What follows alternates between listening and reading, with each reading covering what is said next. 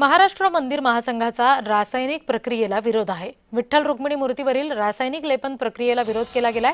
आयुर्वेदिक पद्धतीने लेपन प्रक्रिया केली जावी ही प्रमुख मागणी आहे। विठ्ठल रुक्मिणी मंदिर समितीने या मागणीचा गांभीर्याने विचार करावा।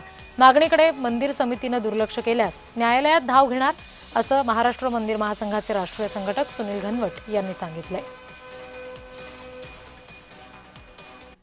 की आम्ही दिलेल्या ज्या काही सूचना होत्या त्याचा पुन्हा एकदा गांभीर्याने विचार करावा, अन्यथा महाराष्ट्र मंदिर महासंघ जी न्यायालयामध्ये जाण्याची प्रक्रिया या ठिकाणी पुढे घेणार आहे त्याला वारकरी संप्रदाय म्हणून आम्ही पूर्ण पाठिंबा देत आहोत।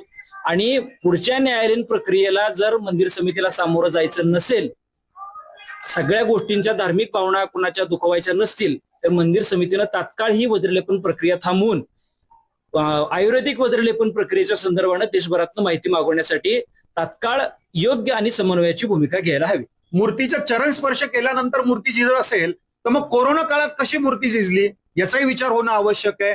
ज्याचं पायाला स्पर्श केल्याने पाय झिजले जातात मूर्तीचे, मग पूर्ण मूर्तीला लेपन प्रक्रिया का केली जाते? म्हणजे या ठिकाणी पुरातत्व खातं असेल किंवा जिल्हाधिकारी असतील या संदर्भातला निर्णय घेऊन जे आता मंदिर समिती यांनी प्रक्रिया करण्याचा ठरवलेला तीव्र विरोध आहे।